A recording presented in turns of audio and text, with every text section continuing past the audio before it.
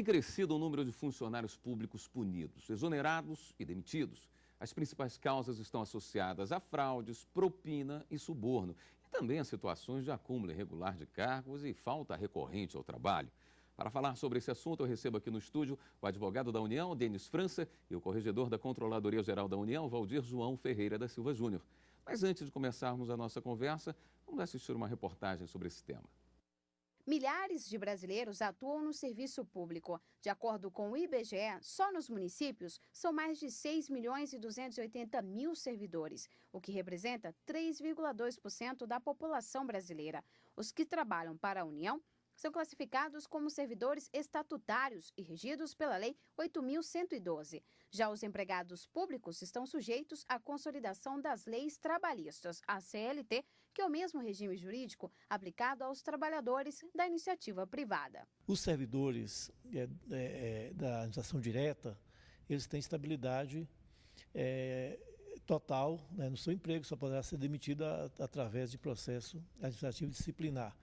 Quanto ao empregado público, ele, para ter essa estabilidade, tem que ter consignado isso num acordo coletivo que é feito entre a empresa pública e o sindicato. Os servidores públicos obedecem a várias regras, como exercer com dedicação as atribuições da função, não utilizar o cargo em benefício próprio e manter conduta compatível com a moralidade administrativa. Mas a prova de que nem todos seguem essas regras é o aumento significativo de denúncias de crimes contra o patrimônio público envolvendo servidores. Desvio de verbas públicas, corrupção e nepotismo são as mais comuns. O CNJ estima que tramitam na Justiça mais de 230.000 processos contra a administração pública e cerca de 17.000 ações de improbidade administrativa.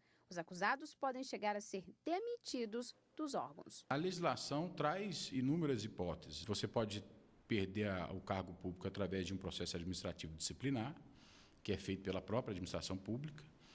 Você pode perder o seu cargo público através de uma condenação criminal e você também pode perdê-lo por ações cíveis, como é o caso das ações cíveis por ato de improbidade administrativa. É possível regressar ao cargo após ser demitido? Em São Paulo, um policial civil conseguiu, na justiça, voltar a ser investigador. Ele tinha sido exonerado do estágio probatório por condutas consideradas impróprias e que foram praticadas durante a juventude, antes de prestar concurso e ser empossado. Ao analisar o caso, o TJ paulista considerou que a reavaliação foi feita em um momento inoportuno e reconduziu o policial à sua função. Realmente, o servidor não pode responder pela sua conduta, pelos seus atos praticados anteriores à sua posse. Antes de começarmos a destrinchar as possibilidades de punições, o senhor poderia dizer para a gente quais são as punições previstas em lei? Bom, na verdade, até para a gente contextualizar as próprias punições, é importante a gente frisar que tem diversas maneiras pelas quais os servidores podem deixar o serviço público. Então, quando a gente fala na punição, ela vai acarretar a demissão do servidor e não a sua exoneração. Enfim, a gente pode comentar isso oportunamente, mas assim, as punições são muitas. No caso do servidor público federal, a Lei 8.112 tem lá um regime disciplinar que prevê as hipóteses que nós temos infrações administrativas que podem levar o servidor a ser punido com uma advertência, uma suspensão ou até a demissão, se for o caso. Então, são itens como corrupção, improbidade administrativa, diversos outros que, com certeza, o doutor Valdir tem até melhor conhecimento porque ele lida lá todo dia a dia com a aplicação disso. Mas, enfim, são hipóteses que, sem dúvida, vão depender de uma conduta dolosa, algo que o servidor fez que é contrário ali aos interesses da administração e às suas obrigações ali com o serviço. Corrupção é o principal problema? Sim, pelo histórico que nós temos acompanhado dentro da administração pública federal, a corrupção ela tem tido mais ou menos uns 60% a 70% dos casos das penalidades expulsórias, ou seja, de demissão, cassação de aposentadoria e de destituição do cargo comissionado. Agora, esse dado, por si só, ele não representa bem como é que se dá a evolução, como é que se deu a evolução do sistema, praticamente, de correição dentro do Poder Executivo Federal. Acho importante nós ponderarmos que Antes de 2003, nós não tínhamos nenhum levantamento, nós não tínhamos nada que pudéssemos ter como parâmetro para aferir se tinha mais corrupção, as demissões, como é que elas se davam. Nós tínhamos ilhas, eram praticamente 5, que até comumente se chama de insulamentos burocráticos, que eram 5 órgãos que podiam, que tinham know-how para punir, que era INSS, Advocacia Geral da União, Polícia Federal, Polícia Rodoviária Federal e o INSS. Então, esses 5 órgãos, eles tinham um know-how suficiente para executar processos disciplinares. Com esse diagnóstico, no início de 2003, a Controladoria Geral da União começou a trabalhar na área correcional. Nós identificamos que a qualidade dos processos, eles tinham uma carência maior, e tanto é que muitos eram derrubados na Justiça, e com isso iniciamos curso de formação de membros para qualificar esses processos, para, ou seja, ressoar as boas práticas que eram feitas apenas nesses 5 órgãos. Com isso, nesse período de 2003 a 2004, que foi um período um pouco mais conturbado, que tínhamos que reagir às demandas que estavam surgindo, mas também estava sendo planejado um grande sistema, que foi criado em 2005. Esse dado é importante pelo seguinte, porque é justamente com esse trabalho de criação de um sistema, com a Controladoria Geral da União sendo o órgão central desse sistema, que os números melhoraram. Antes, para vocês terem uma ideia, de 2003 a 2005, a média de servidores públicos federais punidos era punidos com penalidades expulsivas. Sim. Eram de 290 servidores. Depois da criação do sistema, com a controladoria trabalhando e apoiando os órgãos, tendo uma interação, os números de 2006 a 2009 passou para 370 e uma média de 400. Teve um aumento de 38% nas punições aplicadas. Certo. E de 2010 até agora, 2013, que fechou o ano, nós tivemos uma média de 520. Então, se você pegar desde a criação do sistema até agora, nesses últimos 4 anos, tivemos um aumento de 80% no número de punições aplicadas. Como o senhor disse, os números melhoraram, mas não estava aumentando? Mas realmente eu entendi o que o senhor falou. E esse aumento, a que se deve? Eu não tenho dúvida que a qualificação desse sistema de controle interno que a União tem, a preocupação de impor essas penalidades é crescente, né? E, sem dúvida, também, a administração pública federal, ela aumentou o contingente de servidores. É natural, as pessoas que entram para trabalhar no serviço público, entram pessoas éticas e pessoas... Quer dizer, não teve uma piora na qualidade? Eu acho que teve um aumento na qualidade da investigação e da punição. Do funcionário, não? Não, acredito que não. Não é uma piora do funcionário. Eu acho que isso reflete principalmente uma melhora no sistema de controle. Porque existem tendências corporativistas, existe um prazo dentro do qual a punição pode ser aplicada. Então, se a administração não for rápida, se a administração não construir um sistema independente para aplicar efetivamente essas punições, isso não vai ter um aumento do número. Então, eu não tenho a menor dúvida de que esse é um fator fundamental. Quer dizer, nesse sentido que a gente diz que os números melhoraram, né? A apuração está melhor. Encontramos as irregularidades e as punimos. Existem regiões que têm uma diferença bem grande, tem uma quantidade maior de punições. Se não me engano, o Rio de Janeiro vem em primeiro lugar, Brasília em segundo. A que se deve? Basicamente, nós temos uma grande quantidade de servidores nesses lugares. O Rio de Janeiro tem mais de 100 mil servidores. Então, lógico que isso daí acaba tendo um reflexo no número de punições. Só que, proporcionalmente, por incrível que pareça, esses daí não são os estados onde você tem o maior número de punições por 1.000 servidores, por exemplo. Os 4 primeiros, que são Rio de Janeiro, Distrito Federal, São Paulo e Minas Gerais, o São Paulo, por exemplo, ele proporcionalmente, ele é o 8º. Minas Gerais, que está em 3º lugar em números absolutos, com mais de 700 servidores punidos, ele é o 26º, ele é o penúltimo, né, proporcionalmente, porque tem muitos servidores, mas você tem uma quantidade de punições proporcional menor. Proporcionalmente, os estados que têm maior número de punições, por incrível que pareça, o meu Amazonas, que é o primeiro colocado, em percentual, comparação número de servidores e punidos. Mato Grosso, Rondônia e o Maranhão. Esses são os 4 estados. Tem também uma quantidade menor de servidores públicos federais nesses estados. Então, se você, num estado que tem 100 servidores e demite 3, né, expulsam 3 servidores, aí já é uma quantidade já grande. Para você ter uma noção, o estado do Amazonas, que é o primeiro, tem 1,9% dos servidores que foram punidos nesse período proporcionalmente, enquanto que o estado de São Paulo, por exemplo, é 0,4%. E a média nacional é 0,92% dos servidores que têm a penalidade expulsória. Esse número, conta-se também o período de estágio probatório, não? Conta, então, o número total de servidores. Certo. O servidor ele ingressou dentro do serviço público, ele conta como um servidor normal e, inclusive, passível de responder a processo. Nessa fase é mais comum punições como demissão ou não? Na verdade, eu acho que não A estabilidade não é diferente? Não, o que acontece é o seguinte, existem formas, né, às vezes as pessoas pensam assim, por que o serviço público a pessoa não pode ser demitida? Não é que ela não pode ser demitida. O que acontece é que a administração pública ela não existe para acabar. Então, por exemplo, quando você pensa numa empresa, por que o empresário ele pode demitir o seu funcionário? Primeiro, porque depende de uma relação de confiança. Segundo, que aquela empresa amanhã pode não ter viabilidade, ele pode fechar. A administração pública não vai fechar. Então, por isso que os servidores públicos não têm fundo de garantia, porque a garantia deles é que o Estado não vai deixar de existir.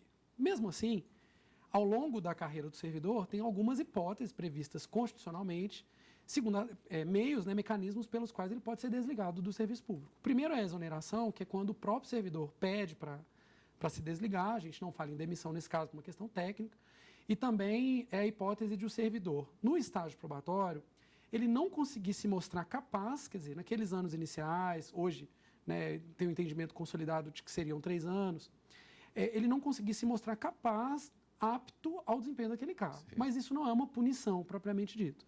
É uma hipótese, então, essa exoneração de aquele servidor, a gente dizer, olha, felizmente você, apesar de ter passado na prova, não mostrou as qualidades necessárias. Fora disso, o servidor pode ser demitido mesmo, como um ato de punição, ou por uma decisão judicial, né, definitiva, ou por um processo administrativo disciplinar, que é o que basicamente a gente está conversando aqui, e algumas outras hipóteses, como por exemplo, e aí também não é demissão, fala-se exoneração, quando, por exemplo, o servidor, o ente público está gastando mais do que pode. Perfeito. Nós vamos fazer uma pequena pausa na conversa e logo depois do intervalo nós voltamos com o programa Fórum.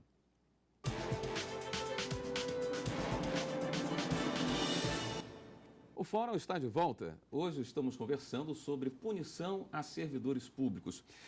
Doutor Valdir, essa avaliação de capacidade, de desempenho, isso pode levar também a uma exoneração?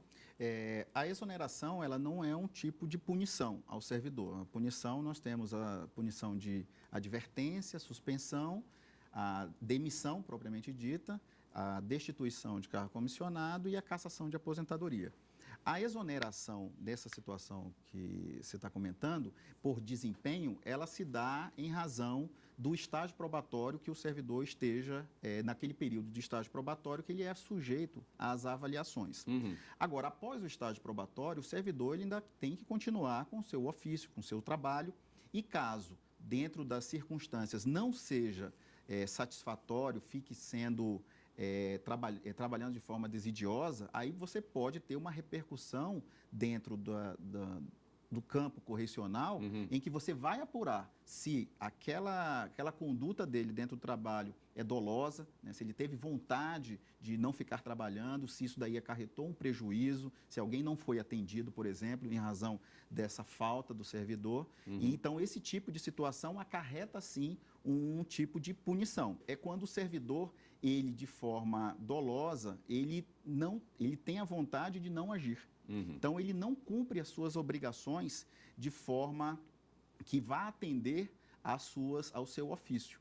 Então, essa forma de trabalhar desidiosa, ou seja, um pouco mais leniente, ela pode, sim, acarretar uma reprimenda. Agora, é importante que se tenha sempre em mente que a administração ela tem o poder, dever de agir. Então, quando o gestor identifica que um servidor dele não está produzindo como deveria e de forma dolosa, ou seja, o servidor é um enrolão, como se diz, então o gestor ele tem que atuar para que o servidor volte ao caminho correto, ou seja, que volte a trabalhar. E esse caminho correto, às vezes, há necessidade de um processo disciplinar, uma sindicância em que você vai dar uma advertência ao servidor, né, por não cumprimento de norma, por respeitar os colegas, por exemplo, no trabalho, ou então tratar com urbanidade. Então, são situações que o gestor ele tem que tomar providências para que o servidor volte ao trabalho, volte a trabalhar, volte a produzir. Porque o objetivo não é tirar o servidor, mas em determinadas situações você vai ter que tirá-lo, mas que ele volte a produzir para o bem da sociedade.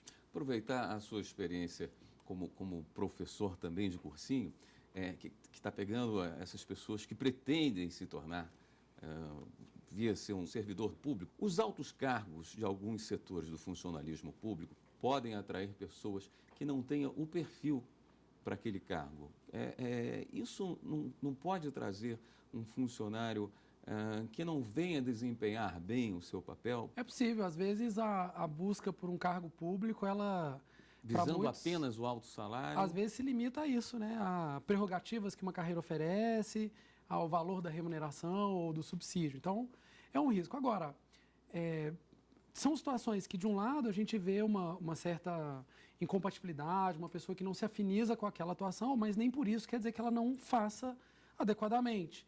Agora, outras pessoas, por outro lado, talvez por essa razão, acabam se entregando a atividades menos diligentes em relação à função que desempenham. Então, é daí que o desenvolvimento de um bom sistema de controle, né, de responsabilidade dentro do órgão público ou da entidade em que o servidor esteja lotado é muito importante. Nós temos uma legislação e mecanismos eficientes para a retirada desse mal profissional?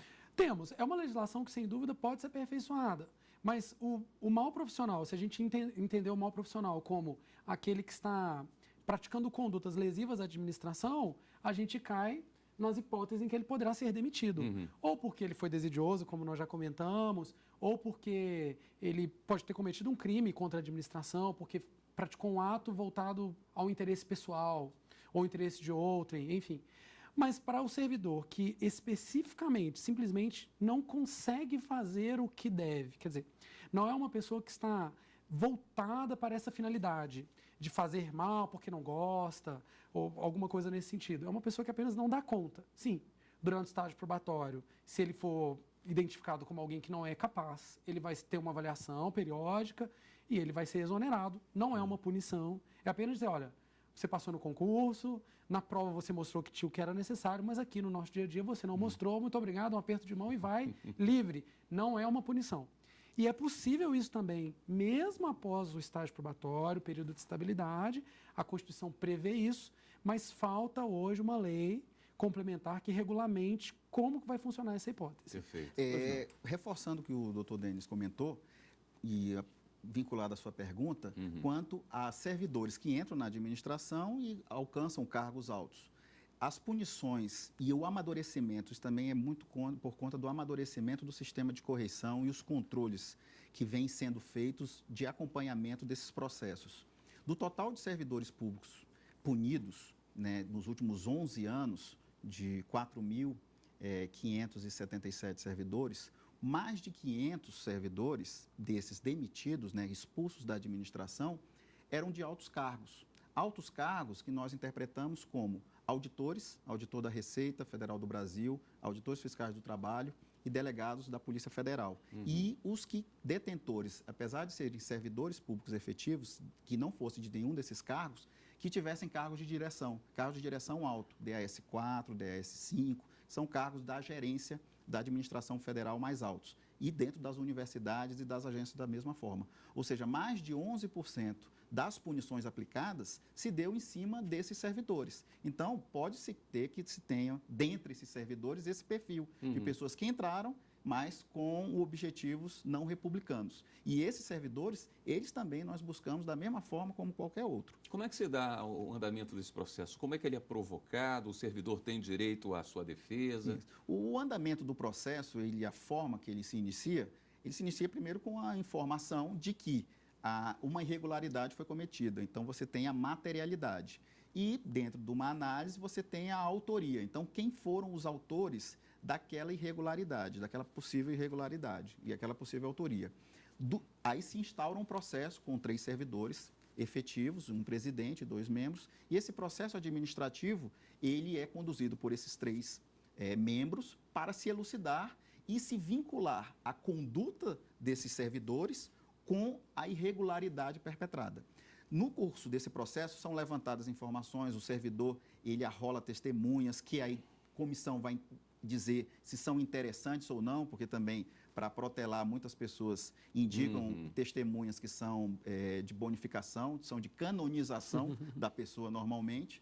E então ao final do processo, de uma parte do processo, a comissão entende, você tem culpa em razão de determinado fato. Aí apresenta uma peça a você escrita, você vai e se defende, você tem um prazo, são prazos que você tem, se defende nessa peça, apresenta outra defesa escrita, a comissão se reúne e faz a defesa, faz a interpretação da sua defesa e termina um relatório e encaminha para a autoridade julgadora. E a autoridade julgadora, nessa situação, ela encaminha para a jurídica, para a corregedoria, para fazer o parecer e, ao final, ela faz a decisão. Decisão de penalidade expulsiva, né, que são os 3 casos de demissão, destituição e cassação de aposentadoria, ela só pode se dar por ministro de Estado.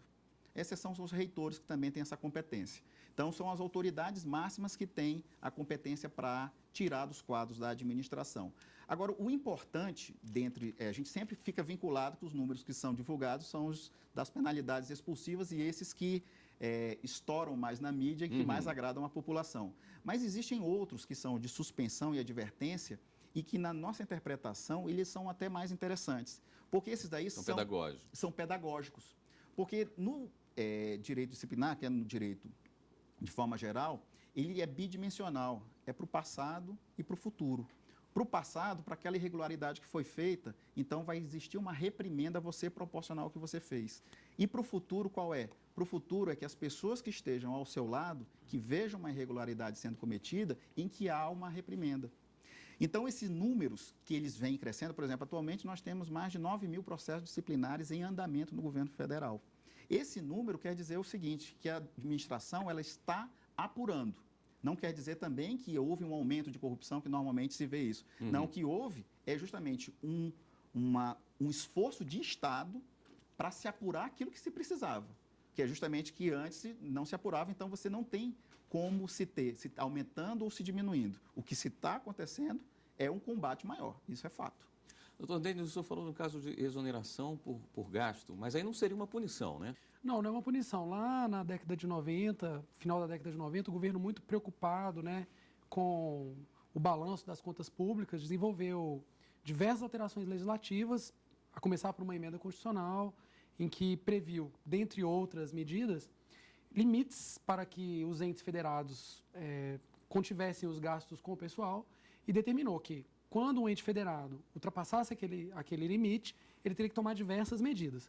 Então, as medidas, a última delas, a mais residual delas, é a hipótese de, inclusive, exonerar servidores estáveis. Mas, primeiro, o ente público vai diminuir os cargos em comissão em 20%, depois ele vai exonerar os que não são estáveis ainda, né? E apenas residualmente pode ser que ele se veja aí constrangido a exonerar, pagando uma indenização muito semelhante ao fundo de garantia do tempo de serviço dos trabalhadores da iniciativa privada, pagando uma indenização, já que ele tinha uma expectativa de permanecer ali e, por questão de gasto, não permaneceu. Não é uma situação muito comum, então, né? Não é muito comum, na União não acontece, porque o equilíbrio fiscal da União é muito estável, né, é muito sólido.